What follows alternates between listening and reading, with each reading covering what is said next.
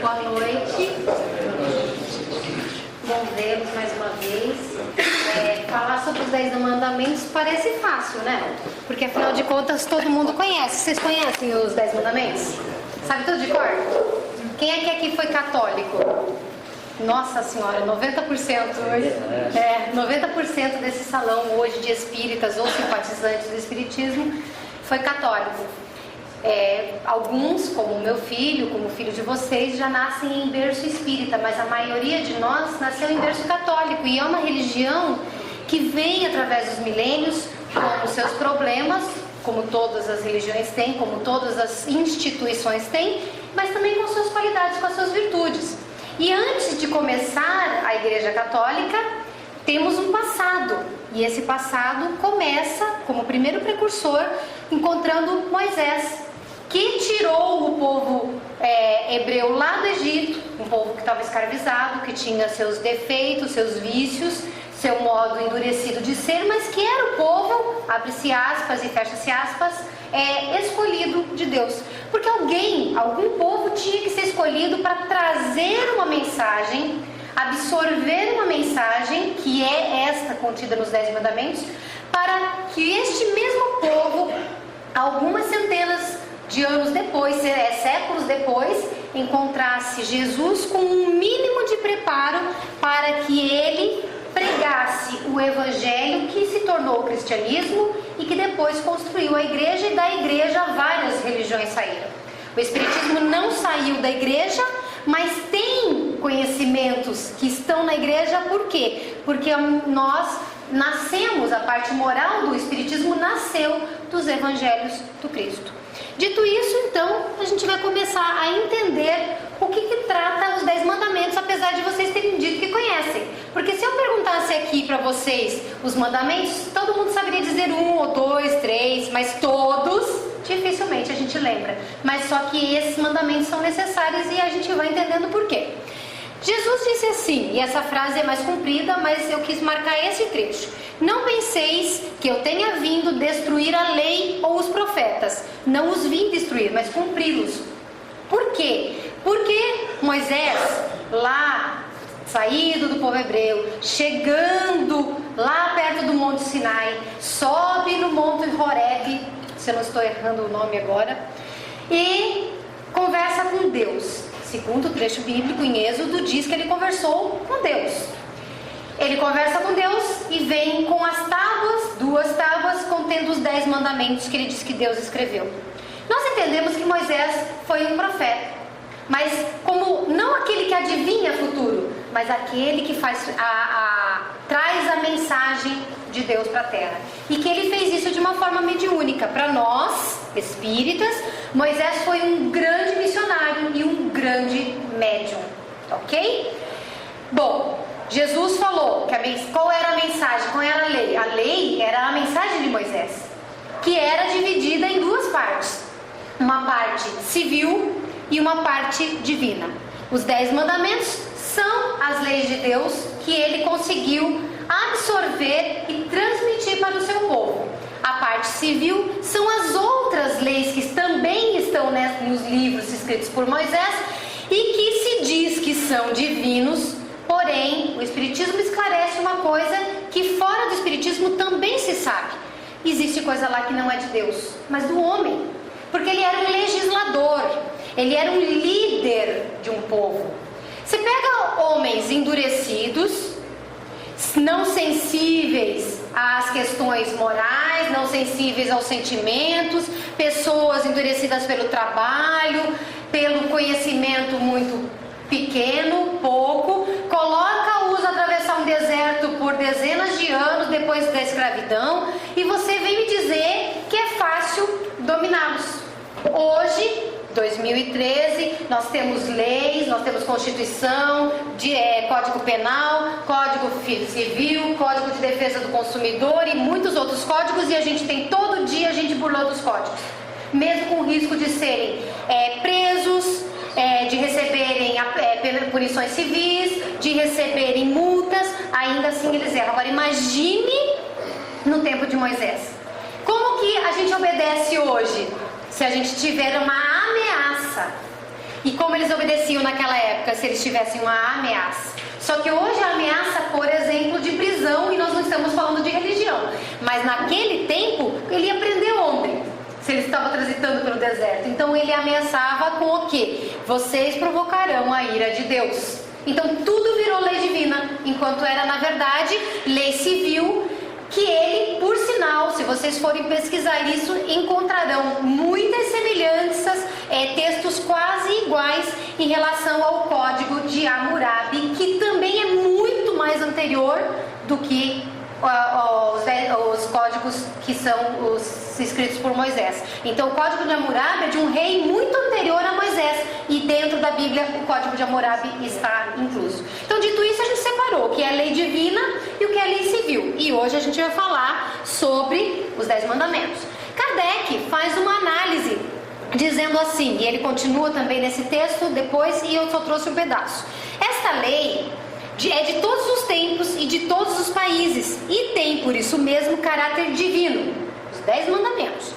Todas as outras são leis estabelecidas por Moisés, que eu acabei de falar, que tem fundamento até no Código de Hammurabi. É obrigado a manter pelo temor, pelo medo, um povo naturalmente turbulento e indisciplinado. Kardec começa falando aqui, em resumo, o que eu tentei explicar com outras palavras para vocês. E a gente começa falando dos mandamentos. O que tem de estranho nesse slide que eu apresento para vocês? Eu comecei pelo segundo. Não foi ele. Eu comecei realmente pelo segundo, e vocês vão entender daqui a pouco porque eu deixei o primeiro mandamento por último. O segundo mandamento diz assim: não tomeis em vão o nome do Senhor vosso Deus. Não tomeis em vão. O que a gente fala tudo bem assim? Jogamos na Mega Sena, tem lá, acertou o primeiro, ai meu Deus. Acertou o segundo, ai meu Deus. Errou o terceiro, ai meu Deus. A gente usa o nome de Deus em vão o tempo todo, e nem sempre para coisas boas. A gente consegue colocar o nome de Deus junto com palavrão com toda facilidade. Mas não foi isso que o segundo mandamento disse. Ele falou para não tomar em vão, não usar de modo vão, de modo fútil, o nome de Deus. O que quis dizer com esse mandamento? O entendimento espírita é o seguinte: a gente precisa falar com Deus com humildade, precisa estar compenetrado, precisa estar envolvido no sentimento de comunicação. Se a gente vai falar com um juiz, a gente chama de excelência. Se a gente vai falar com um advogado, a gente fala doutor. Se a gente vai falar com um médico, a gente também fala doutor. E assim por diante. Então nós temos que usar o devido respeito.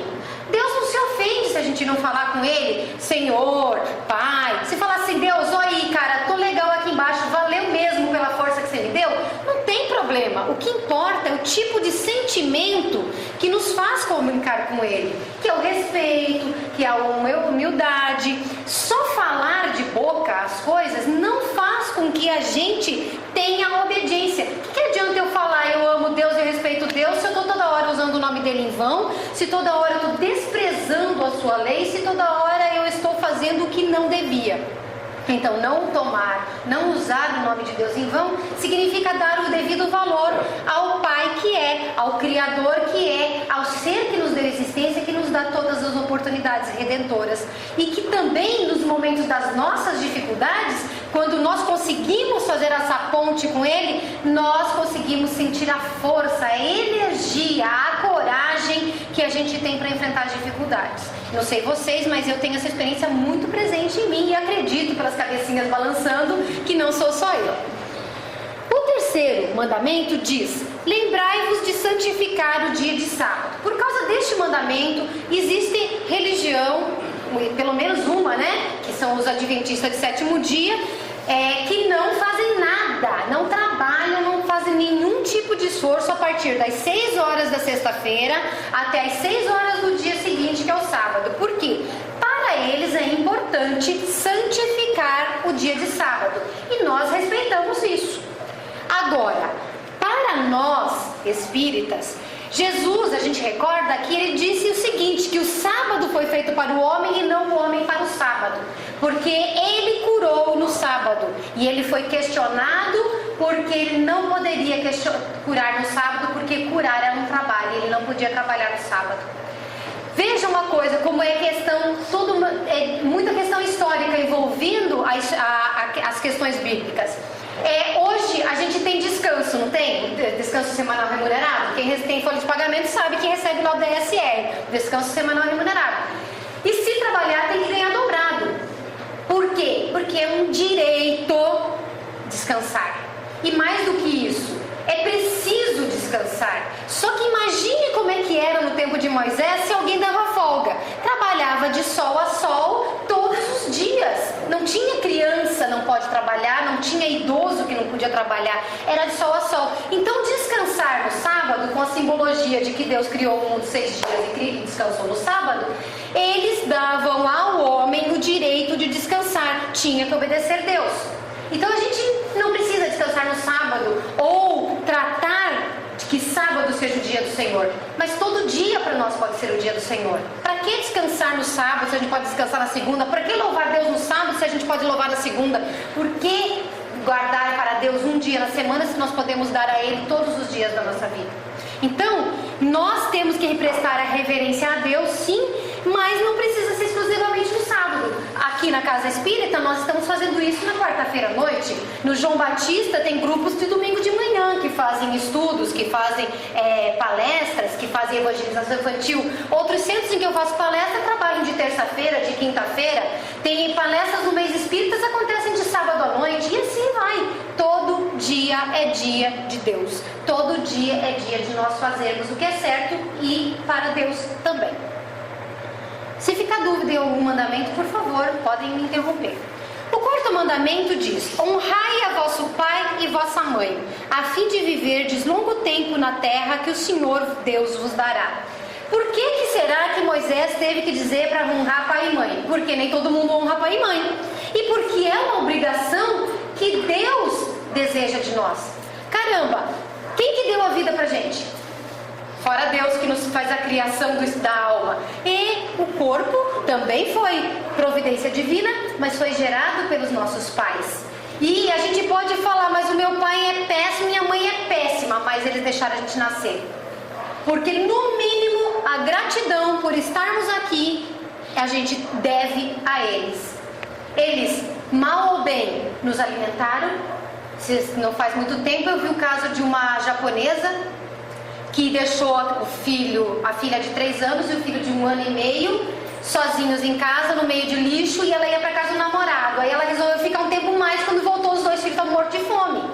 Isso é uma coisa para chocar, mas os nossos pais não. Nosso pai pode ser alcoólatra, nossa mãe pode ser nervosa, porque desde muito nova apanhava e bate na gente. Cada um tem a sua história com seu pai, com a sua mãe, nossos pais têm com os seus pais, mas nós devemos a eles o respeito e a gratidão de estarmos aqui. Porque mesmo que pareça do pior modo, eles fizeram o melhor que podiam. Então nós devemos a isso. Então temos que dar respeito, temos que cuidar deles. Na terceira idade, eles quase voltam a ser crianças.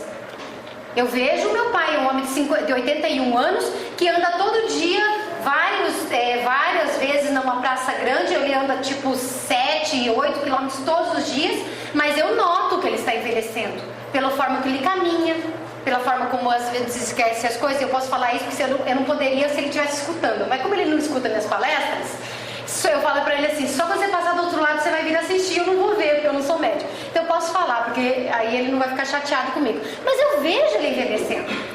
Então ele precisa, como eu precisei cuidar do meu filho, talvez um dia eu preciso cuidar do meu pai. Graças a Deus hoje ele está bem. Como talvez eu precise cuidar da minha mãe, que ainda cuida de mim e de muitas coisas. Mas o fato é que eles merecem a nossa gratidão. O quinto mandamento diz: não mateis. Tem crime hoje? Imagino que tinha no tempo de Moisés e nos séculos decorrentes. Só que quem que deu a vida? A gente só pode, isso em tese, teoricamente, destruir aquilo que a gente é capaz de criar ou de recriar. Alguém aqui sabe dar a vida? Nenhum de nós. Se tirar a vida de um corpo físico, não vamos colocar outra no lugar, muito menos a mesma. Então, se a vida pertence a Deus, como é que a gente tira algo que não nos pertence, mas pertence a Ele? Nós não podemos matar. E a gente mata por motivos fúteis. E é tão estranho que, se vocês ligam o noticiário, eu não assisto TV, mas eu leio notícias na internet. Não faz muito tempo, em outro país ali, esses dias, caiu um ônibus num viaduto porque o motorista foi agredido. O que aconteceu ontem aqui no Brasil? caiu um micro-ônibus porque o motorista foi agredido. As pessoas estão matando, enlouquecidas, elas estão desprezando os valores como a vida, por exemplo, que é o maior valor dentro da nossa Constituição, é o valor principal, e todo o resto dos valores, dos jeitos que nós temos, nascem do direito à vida e a gente despreza. Então, não é nosso direito tirar a vida alheia.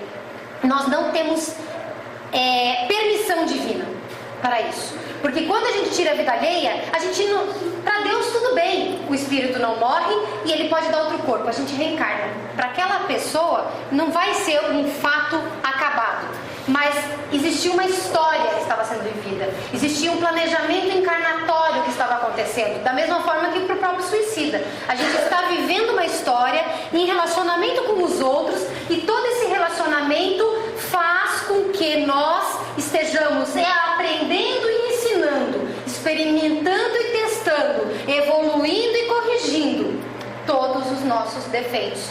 Então, se a gente toma a vida alheia, nós tiramos não a vida espiritual, mas o direito à vida carnal, que era a vaga na escola da terra, que tornaria aquela pessoa uma pessoa melhor. Então, nós não somos donos de nada, nós não temos o direito de matar. O 6º mandamento diz: não cometais adultério. Falou em adultério, todo mundo vai pensar em traição do marido pela mulher, da mulher pelo marido e assim por diante. Mas não é disso que se trata. O adultério é alguma coisa muito maior, muito mais ampla do que a questão sexual. Quando se fala, por exemplo, de 2 colegas de trabalho que estão competindo por uma promoção, e um desses colegas usa de deslealdade nos trabalhos que tem que fazer, que vão ajudar a promoção a ser conquistada, isso é adultério, isso é traição, não está sendo fiel ao colega no objetivo que eles têm. Então, fidelidade, cometer adultério é trair com a confiança do outro em qualquer aspecto de nossa existência. Não se restringe à questão dos relacionamentos sexuais e afetivos. E Jesus alertava, e dentro do Evangelho segundo o Espiritismo existe lá um item que se fala pecado por pensamento, ponto, adultério, ponto. Se vocês procurarem no Evangelho, está lá. Não vai falar de traição sexual, vai falar do pensamento, porque Jesus alertou: a traição, o adultério começa no modo de pensar. Se você pensar errado, pensar equivocado, pensar infielmente, você já está cometendo adultério. Aí existe, você decidirá fazer ou vai resistir à tentação. Tanto que nessa parte, uma parte que eu aprecio muito, diz o seguinte, que existem 3 formas, 3 tipos de evolução, vamos dizer assim, da alma. A pessoa que pensa no mal, quer realizar e realiza, ou não realiza por impossibilidade. O progresso não aconteceu. A pessoa que pensa no mal, porém resiste. Pensei, que vontade de aprontar, mas eu não devo aprontar e não apronta. A pessoa já está com a evolução aí se encaminhando. E a pessoa que nem pensa no mal. Tem pessoas que você diz assim, nossa, você viu acontecer tal coisa? Nossa, você acredita que eu nem pensei nisso? Essa pessoa, naquele aspecto, já progrediu, mas às vezes não progrediu em outro. Então a gente precisa tomar cuidado com os pensamentos também quando se trata dessa questão de adultério. O 7º mandamento diz: não roubeis. É claro que a gente sabe que não tem que roubar, mas a gente não pondera muito, e tem que ponderar, que a gente não rouba só coisas materiais. Não é somente o bem, o objeto que o outro tem. A gente também rouba do sossego, a gente rouba o tempo, a gente rouba a quietude, a paz do próximo. Muitas vezes a gente rouba a saúde do próximo, de tanto que a gente inferniza a vida deles. E quando eu digo a gente, eu estou colocando em primeira, assim, voltando para nós, porque todos nós em algum momento fazemos isso, mas na verdade a gente sabe, precisa ter equilíbrio, cuidado, critério para que a gente não torne a vida do outro infeliz. Por exemplo, quando o marido e a mulher brigam, o marido sai para trabalhar e a mulher fica bem em casa, mas ela sabe, está chegando 6 horas, ele vai chegar em casa, ele vai chegar com bico, ela já começa a sofrer antes. Se a culpa da briga foi dele ou se a culpa da briga foi dela, o outro vai começar a sofrer, perdeu a quietude, perdeu a paz de alma. Por quê? Porque o outro roubou, entre aspas, o seu sossego. Então a gente tem que tomar muito cuidado. Uma maledicência rouba a paz do outro. A questão das discussões, das brigas, a questão das divergências com a educação de filho, a questão do trabalho, como é que a gente age no trabalho. Tem gente que sofre para ir trabalhar, porque sabe que a sua colega de mesa está sempre emburrado, sempre de cara feia. E a gente vive muitos momentos assim. Então, não roubar é tomar o cuidado não só de não tirar do outro o que pertence a ele materialmente, mas também o que pertence a ele espiritualmente, psicologicamente, espiritualmente, porque a gente às vezes não tem esse cuidado. O oitavo mandamento diz assim: não presteis falso testemunho contra o vosso próximo. Não vamos fazer maledicência, não vamos mentir sobre o próximo. E aí, dentro dessa explicação, só cabe uma questão: se fosse de você ou de mim que está sendo falado, está sendo dito esse falso testemunho, como é que estaríamos nos sentindo? Nós gostamos que fale da gente uma mentira? Não gostamos. A gente se sente muito mal, a gente sofre. E a vontade de provar que aquilo na verdade, às vezes impossibilitados pelas circunstâncias, pelas condições, nós simplesmente nos desesperamos.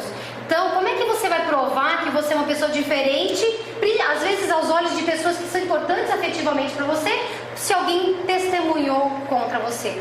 No direito é muito interessante, por exemplo, porque no direito penal, você precisa, para ser testemunha, você tem que assinar um termo de que vai falar a verdade, porque a forma da justiça é dizer: se você omitir ou se você mentir, você poderá ser encaminhado ao Ministério Público para que ele tome determinadas providências legais contra você. Vai ser dado o direito de defesa, mas se provar que você mentiu ou mentiu e sabia, você está encrencado, porque falar a verdade é muito importante. Às vezes é doloroso, mas é muito importante. O meu pai, quando eu era pequena, ele sempre dizia assim para mim e para minhas irmãs: sempre fale a verdade por mais que doa. E às vezes a gente cresce e na hora de falar a verdade a gente tenta rebolar e fazer tudo quanto é tipo de jogo para a verdade sair adocicada, porque dói. Mas é uma dor que nem picada de agulha para tirar sangue. Doeu só naquela hora, passou. Agora, se você for enrolar e fazer mentira, depois a história complica demais. É como uma historinha que roda muito na internet, em que uma pessoa maledicente fazia falsos testemunhos contra outro, e na hora que isso vai parar na justiça, o juiz diz assim: você faz o seguinte, eu vou te dar um travesseiro, você vai sair daqui até a sua casa espalhando as penas no caminho, amanhã você volta que eu vou te dar a tua sentença. E aí a pessoa faz isso, acompanhado por um guarda, porque ele era obrigado a cumprir o que o juiz determinou. Quando ele chega no dia seguinte, ele fala assim: agora a sua sentença é a seguinte, você vai recolher todas as penas do travesseiro. Ele fala: mas meritíssimo, isso é impossível, o vento levou. E ele diz: assim é com a maledicência, com a fofoca, com a mentira. Como é que você sabe onde é que foi parar e quem acreditou? Então tem que tomar muito cuidado. E olha, pode não voltar em vida para nós durante a encarnação, mas volta sim tudo que a gente fala mal dos outros e mente sobre os outros. Nono mandamento: não desejeis a mulher do vosso próximo. Aqui está um pouco assim, né? Junto com o não cometereis adultério. E aí sim, já tem uma outra questão envolvida. Mas também cabe dizer que aqui não é só desejar a mulher do próximo, é também o marido do próximo. E hoje em dia, onde as relações homoafetivas estão legalizadas, também é o companheiro ou a companheira do próximo ou da próxima. Não devemos desejar. Por quê? Porque aqui também cabe a questão de educar o pensamento. Quando a gente pensa em trair sexualmente, afetivamente, a gente também já está começando a cometer essa traição. Aí vocês podem dizer assim: mas como é que a gente vai controlar o coração?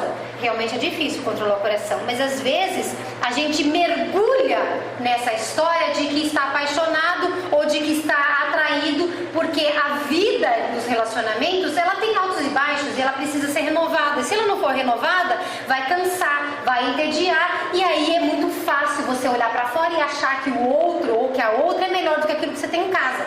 Só que a grande verdade é o seguinte: todo relacionamento tem o mesmo assim. Todos vão ter esse desgaste. E o que faz não acabar é o diálogo, o respeito, a renovação através de um comportamento sempre proativo e voltado para você estar com aquele que você ama, que você confia, que você pode conviver e ter intimidade. Porque é claro que numa paixão nova, você vai se divertir de uma forma diferente. Mas sai com essa pessoa 6 meses para você vai me dizer que tem a mesma paixão do que o primeiro dia. Mesmo frio na barriga do que o primeiro dia. Não é verdade. Acontece isso. Então não vamos nos precipitar, e o nono mandamento fala isso, de desejar o que é do outro. Porque os nossos relacionamentos, eles são, claro, a gente tem o direito de dizer sim ou não, mas eles são programados para que nós estejamos com as pessoas certas por amor ou por resgate. Muitas vezes nós somos almas amigas que resolvemos nos unir para fazer uma estrada juntos.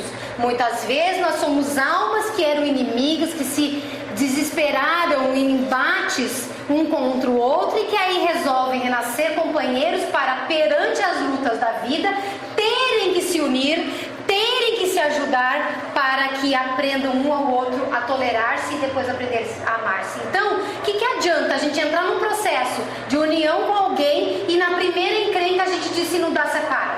Realmente dá para separar, e o próprio Espiritismo diz, só o que Deus une é com a ponte do amor. Não tem amor, não tem por que manter casamento. Mas o que é o amor? No estágio terreno, o amor também está envolvido em amizade, também está envolvido com respeito, com a tolerância, com a paciência. Então, se você pode ficar no seu relacionamento, fazendo todo esforço para construir a paz naquela relação entre duas almas que têm diferenças, permaneça. Agora, não dá que saia disso com respeito também, com muito equilíbrio, muita harmonia. E não sair do relacionamento, seja qualquer um que for, para estar com o outro. Você tem que sair por causa do relacionamento que não é mais conveniente na vida de ambos. E não porque você tem que fazer ponte com o outro que também não vai dar certo daqui a pouco, porque você vai sentir a mesma sede de emoções fortes daqui a 6 meses, sei lá. Ok? E aí a gente vem para o 10º mandamento, que é: não cobiceis a casa do vosso próximo, nem o seu servo, nem a sua serva, nem o seu boi, nem o seu asno, nem qualquer das coisas que lhe pertencem. Claro que é uma comparação antiga. Se nós fôssemos trazer hoje Moisés agora, criando o 10º mandamento, ele dizia assim: não deseje a casa do vosso próximo, nem o seu carro, nem o seu celular, nem o seu iPad, não é verdade? Nem o seu curso de MBA, nem a sua viagem para a Europa. Era mais ou menos nesse sentido. Então não importa se ele está falando do asno, ou se falaríamos de uma outra coisa hoje. A questão é do outro, não é nossa, tá? E aí nós podemos capturar o que de ideia dentro desse mandamento? Que a inveja é uma desgraça na nossa vida. A gente não vive a própria vida, não vive a própria experiência, vive a vida do outro, a experiência do outro. Eu quero ter o que o outro tem, e como eu não tenho, eu sou infeliz. E eu também não posso deixar que o outro seja feliz, porque eu sou infeliz por causa dele. Mas na verdade eu sou infeliz porque eu estou insatisfeita comigo, com o que eu sou, com o que eu posso construir, com o que a vida me ofereceu. E como a maioria das pessoas não sabe, ou mesmo nós espíritas não lembramos no dia a dia que a nossa vida é programada por nós, fomos nós que escolhemos estar nesta vestimenta física, nesta condição social, neste lugar do mundo, neste momento de saúde ou financeiro que nós vivemos hoje. Então, para que a gente vai sentir inveja da experiência do outro se a experiência do outro não é relevante para nós? Ah, mas eu quero ter mais dinheiro. Eu também quero, gente. Se alguém souber como é que faz para ter dinheiro fácil, eu também estou na fila. Só que vamos trabalhar para descobrir. Vamos trabalhar para conquistar. Vamos trabalhar para fazer dinheiro, porque ninguém ganha dinheiro. Eu aprendi isso com meu marido, porque ele sempre fala: você não ganha dinheiro, ninguém te dá nada. Você tem que trabalhar por ele, faz dinheiro. Então vamos fazer dinheiro, vamos fazer bens materiais. Agora vamos fazer de uma forma certa, com o nosso esforço, com o nosso suor, com as nossas lágrimas, e não invejando o outro. Para que você quer tirar do outro porque o outro não pode ser feliz? Então não vamos desejar o que pertence ao outro. Eu posso querer um carro igual querer um iPad igual ao do outro, eu posso querer um celular igual ao do outro, eu posso querer uma casa no bairro do outro. Mas isso não significa desejar que ele não tenha porque eu quero ter. Mas dizer, que bom que ele tem, eu vou fazer de tudo para conquistar também. Porque a gente não sabe quais são as nossas provas, o que nós escolhemos. Então nós temos o direito de desejar, nós temos o direito de lutar para construir. Ninguém está impedido a trabalhar para ficar rico. Mas não podemos fazer isso nem em pensamento e nem em atos, sobre o que o outro possui. A gente precisa ter um pouquinho de, abre aspas, o que falta nesse país e muita gente, vergonha na cara de conquistar com o próprio suor as coisas que deseja, ok? Bom, nós falamos de 9 mandamentos e aí a gente vai voltar para o primeiro. Por que eu deixei o primeiro por último? Porque ele é um mandamento muito maior do que aquilo que vocês conhecem, que é amar a Deus sobre todas as coisas. O primeiro mandamento eu dividi em 2 partes. Porque a segunda parte precisa ser comentada com muito cuidado para que vocês entendam o que foi feito com este mandamento. Diz assim a primeira parte: eu sou o Senhor teu Deus, que te tirei da terra do Egito, da casa da servidão. Não terás outros deuses diante de mim. Não farás para ti imagem de escultura, nem alguma semelhança do que há em cima nos céus, nem embaixo na terra, nem nas águas debaixo da terra. Não te encurvarás a elas, nem as servirás. Nós entendemos aqui que só existe um Deus, um todo-poderoso, um ser soberano, um ser justo, bom, um ser onisciente, onipotente. Aqui nós todos estamos ligados pelo grande amor que Ele tem por nós, para não só nos criar, mas nos criar imperfeitos, no sentido de desconhecermos tudo, para que no dia que nós adquirirmos por mérito todos os conhecimentos sobre moral e inteligência, todos os conhecimentos, nós possamos dizer, eu sou perfeito porque eu conquistei, porque Deus me permitiu isso. Então nós não fomos criados anjos, não fomos criados com todos os poderes, nem todos os conhecimentos, nem toda a elevada moral, que até a própria história religiosa diz que os anjos que foram criados perfeitos caem. Então não há perfeição, porque eles decaem, porque eles se tornam maus, viram Satanás e os seus ascetas, então eles não eram perfeitos. Então ou Deus é incompetente, ou isso não é verdade. Ele ou não criou anjos dessa forma, não decaíram, e como há o mal, então ele não criou anjos. Nós somos os anjos de amanhã. Como hoje, os anjos que são os braços direitos de Deus, os assessores do Cristo, e o próprio Cristo, eles são seres que, como nós fomos criados simples, ignorantes e evoluíram por mérito, por esforço na sua jornada. Então nós não devemos esquecer que Deus é a inteligência suprema, que Deus é a causa primeira de todas as coisas. Então, para que nós substituiremos por imagens, louvando imagens, terceirizando, se a gente pode falar direto com Deus? No Espiritismo, algumas casas espíritas gostam de colocar a imagem do Chico Xavier, uma foto, é para ilustrar a parede. Porque ninguém fica na frente da imagem do Chico fazendo nenhuma prece, a não ser que tenha um amor pela pessoa e queira orar por ele. Tem às vezes do Bezerra de Menezes, às vezes do Emmanuel, mas de praxe não se tem. Aqui no Emmanuel tem? Aqui no Luz e Conforto tem? Não tem. Não tem foto do Emmanuel, não tem foto do Chico, não tem foto de ninguém. Porque não precisa. Porque aqui a gente está se dirigindo a Jesus e a Deus. Nas religiões, existem religiões que pedem para intercessores. E pode pedir para intercessores. Porque se a gente acha que não consegue falar direto para Deus, porque acha que Deus é grande demais para nós, Deus vai ouvir a nossa prece do mesmo jeito. Então qual é o problema você orar para Jesus, ou orar para um santo de sua devoção, ou orar para o seu anjo da guarda, que vai levar essa prece até o Criador? Não tem problema. Mas não é necessário adorar a esses intermediários. Você pode ter gratidão.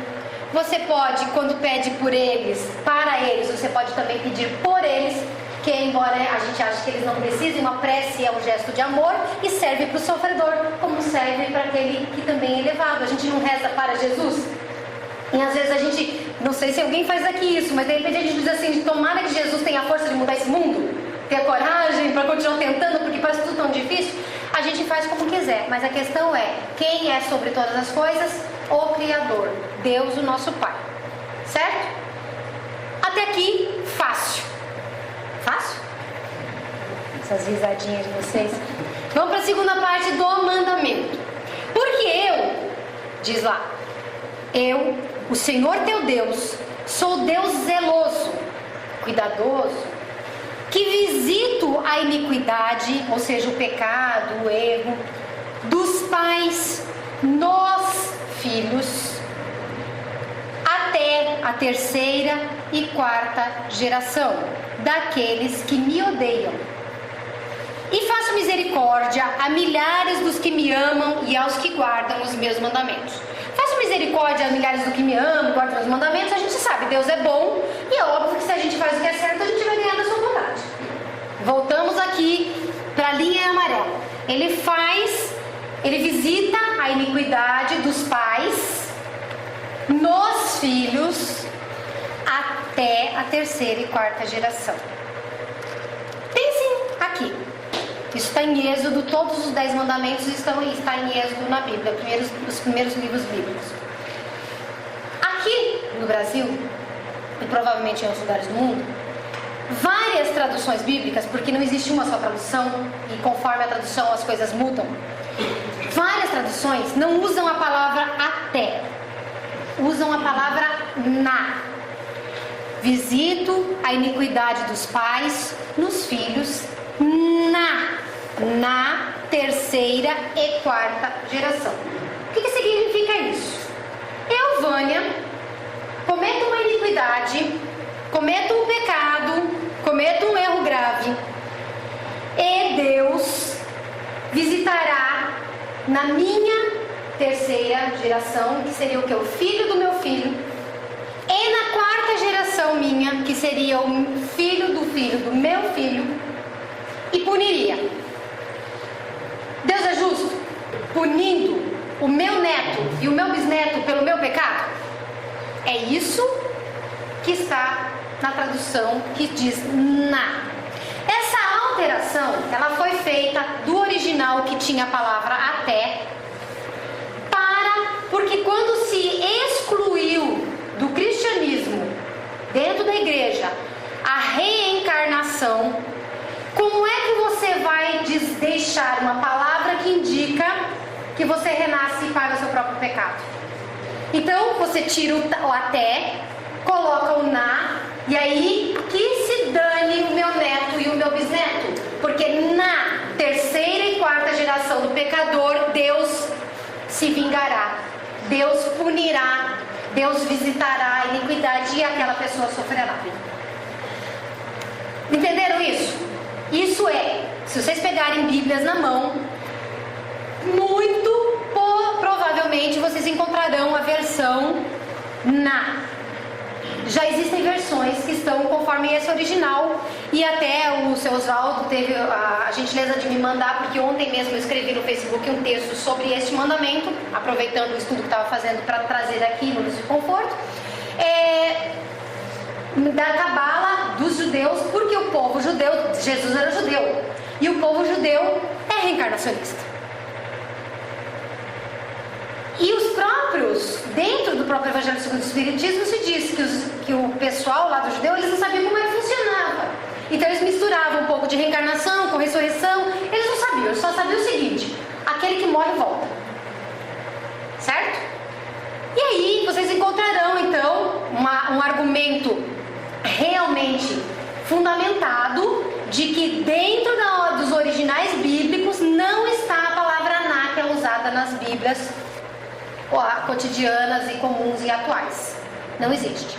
Aí a gente vem e coloca a palavra certa, que é esse até. Eu, Vânia, cometo um pecado, cometo a iniquidade, erro, faço algo que precisa ser resgatado, expiado, ressarcido. Deus me visita até a terceira e quarta geração. Eu, Vânia, não paguei o meu pecado nesta vida. Por exemplo, eu resolvi que o meu marido olhou para outra e eu, quando estava dormindo, rachada de ódio, fui lá e furei os olhos dele. Mas, por alguma razão, eu escapei ilesa desse ato cruel. Daqui, quando meu neto nascer, eu já morri, muito provavelmente. Hoje não, mas naquele tempo morria, né? Porque as pessoas morriam com 30, 40, 50 anos, hoje a gente vive mais. Mas naquele tempo não se vivia tanto assim. Aí eu renasço meu neto, ou renasço meu bisneto, e renasço cego. Tem mais lógica? Mostra que existe a reencarnação? Se Deus vai visitar até, significa o seguinte: dá tempo de eu bater as botas e dá tempo de eu reencarnar e arcar com as consequências dos meus próprios atos.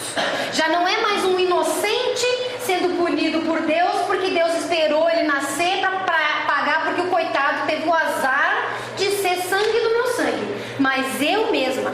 É claro que aqui está se falando isso de uma forma educativa, porque Deus, primeiro que ele não pune, é a lei de causa e efeito, e de uma forma educativa, porque normalmente a gente reencarna no mesmo grupo familiar. Não teria problema nenhum eu reencarnar numa outra família e depois casar com alguém dessa família que eu pertenci. Também não tem problema nenhum eu nem casar, não ter nenhuma ligação de sangue, mas ser amigo íntimo dessa família, passar anos trabalhando na mesma empresa. A questão é que eu pagarei a minha iniquidade.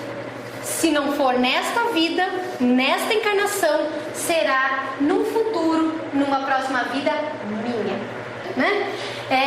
Pessoalmente eu acho muito estranho que as pessoas achem que é mais fácil recompor um corpo morto com a ressurreição, violando todas as leis científicas que nós conhecemos, do que achar que Deus seja capaz de pegar a essência inteligente que ele deu vida e que se chama espírito e fazer uma conexão no corpo novo. A gente consegue trocar de roupa, a gente consegue fazer prótese nos nossos membros se tiver um acidente de perder, e a gente acha que Deus não consegue. Hoje em dia tem gente que eu falei de cegueira, né? Tem gente que coloca aparelhos, que estão desenvolvendo aparelhos em que ele consegue enxergar com aparelhos, ele não tem a mínima visão. Consegue pegar coisas e saber o que é sem ter braço, sem ter mão. As pessoas, a gente já tem essa capacidade sem ter moral. Imagine Deus o que é capaz de fazer. É impossível imaginar o que Deus é capaz de fazer. Então, para que Deus precisa pegar um corpo que já decompôs, que já foi compor outros corpos, porque Ele não é capaz de dar um corpo novo para mim? E se eu não gosto dessa cara que Ele me deu, eu vou ficar para sempre assim? É uma coisa bem terra que eu estou falando, mas é para a gente entender que de repente não tem lógica. Então o próprio primeiro mandamento dá claramente o indício de que Deus permite e favoreceu a reencarnação, e que pela reencarnação nós nunca perderemos a oportunidade ou a obrigação de quitar a nossa consciência com Ele. E aí sim a gente pode evoluir até o seu anjo que não cai, que não decai, certo? Resumindo essa história, por que os 10 mandamentos são importantes para nós? Porque Moisés foi o primeiro revelador da lei de Deus. Foi uma missão pessoal, veio em nome dele. Ele pegou de Deus e trouxe. Então foi os 10 mandamentos de Moisés. Jesus vem, usa essa lei e pratica essa lei. Ele estende, ele aumenta essa lei toda, dizendo o seguinte: tem que praticar, não pode ser teoria. E mostra que é possível praticar. Mas mais que isso, depois ele diz que a lei e os profetas se resume em amar a Deus sobre todas as coisas, o primeiro mandamento, e ao próximo como a ti mesmo, todos os outros mandamentos. Porque se eu amo ao próximo como a mim mesmo, eu não roubo, eu não mato, eu não adultero, eu não desejo o que pertence ao outro, nem o companheiro e a companheira, nem as posses. Eu não tenho inveja, eu não faço nada para o outro que eu não gostaria que me fizessem. Por isso que Jesus resumiu os 10 mandamentos em 2. Não foi porque os 10 mandamentos não serviam mais, mas porque se você ama teu próximo como a si mesmo, você não faz nada que vá prejudicá-lo. E aí vem o Espiritismo como o consolador prometido. E por que consolador? Porque o consolo que o Espiritismo traz é dizer o seguinte: vamos voltar ao cristianismo de Jesus e não o que os séculos